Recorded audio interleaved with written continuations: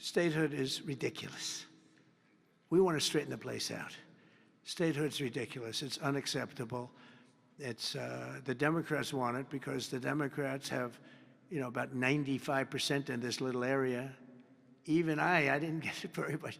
They want that. They want to pick up 2 senators, and it's not going to happen. It's not going to happen. And that's the least of the reasons why, by the way, but that's one of the reasons why. What we want to do is make Washington, D.C., the greatest, most beautiful, safest capital anywhere in the world, and that's going to happen.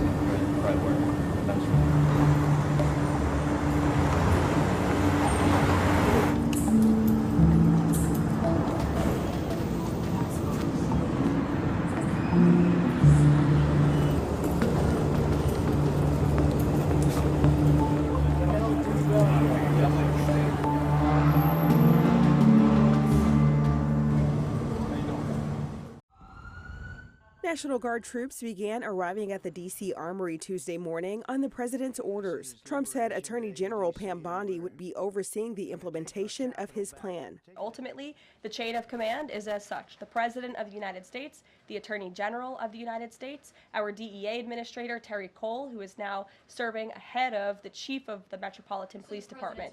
They will be working together. Roughly 800 National Guard troops have been activated, with 200 of them designated to aid local law enforcement. We're going to take our capital back. Although local leaders, including Mayor Muriel Bowser and Police Chief Pamela Smith, said they were blindsided by Trump's takeover announcement Monday, they struck a diplomatic tone when speaking about the federal takeover Tuesday. What we've done at this point is we have provided the team, the administrator, with a strategic plan on how we will provide resources around our city.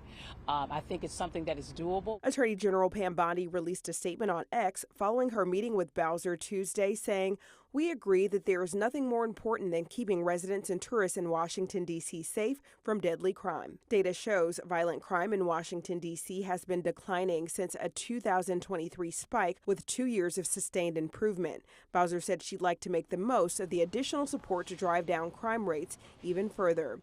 I'm Sherelle Hubbard reporting.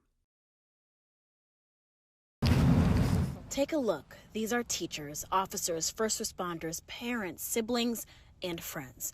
I was there as guardsman after guardsman walked out of the D.C. headquarters for the National Guard. An emotional Fatma Ba was dropping off her fiancé. She told us his orders say he will be deployed for 13 days. He just came back from Guard responsibilities and was preparing to get back to his family and day job.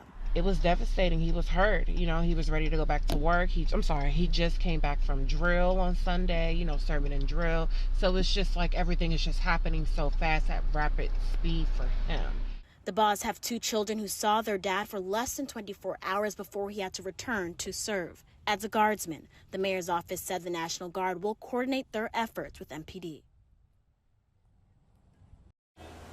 On this corner off of Minnesota Avenue in Southeast D.C., those who live here and community leaders are talking about the Trump takeover. I haven't seen the National Guard deployed. You don't know exactly where they are, what communities they're going into. After speaking to Eugene Branch, National Guard vehicles were spotted near the Washington Monument. But Branch said it's his Ward 8 neighborhood that needs help fighting crime. We haven't seen any of that over here in Southeast D.C. There's a part of this city that, as I say before, may have a cold, but this area has pneumonia. We need to make sure that there's justice for the whole city, that there's equal attention in terms of love and justice. 800 National Guard troops ordered to D.C., but on day 2, Ward 8 ANC Andrea Davis says there has been no sign of the deployment here. But she also disagrees with the tactic. This is not the answer, bringing the National Guard. We need more resources by way of more police officers. We need to get rid of the 2-year college requirement so we can bring forth more qualified candidates like Maryland and Virginia. If you were to see, like we mentioned, boots on the ground, would that be something that would make you feel safer? I do want to see my people taken care of. I want to see the people that work hard every day supported. And we want to see people being helped. I don't want to see my people be harmed and used and abused. This shouldn't be about one part of the city feeling safe. It should feel like the whole city wants to feel safe. And so it's a 30-day period. What do you expect to see in your community? I just want to see change. I want to see our neighborhood clean. I want to see the schools safe for the children. I'm Matt Gelka in Washington, where D.C.'s police union is saying they're welcoming the federal help after the president has temporarily taken over law enforcement in the district. National Guard troops arrived at Washington, D.C.'s armory with 800 guardsmen deployed as part of the president's federalization of the city's law enforcement. Our capital city has been overtaken by violent gangs and bloodthirsty criminals. We have more police, and we want to make sure we're using them. When critics pointed to data showing violent crime at a 30-year low, the White House said the numbers were being cooked.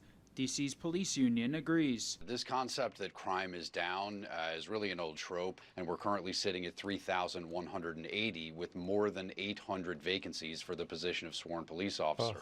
And that's the main reason why we can't keep these streets safe. Congress could play a role not just in D.C., but nationwide, where Republicans believe blue cities are soft on crime. President Trump will not be deterred by soft on crime Democrats and media activists who refuse to acknowledge this rampant violence on our streets. New York Republican Elise Stefanik is reportedly working on a bill ending no-cash bail policies nationwide, a practice where a criminal defendant doesn't need to post bail while awaiting trial for lesser offenses. Florida Republican Byron Donalds has a bill that would make changes to D.C.'s youth offender system and sentencing. Some on D.C.'s City Council agree change is necessary. And I also do agree that there were some laws that went too far several years ago. I'm proud of the progress that we've made leading to this 30-year low of violent crime, but I am also the first to say we have to do more. Democrats have slammed the president's use of military on American soil as authoritarian and an abuse of his power. And that step is a huge step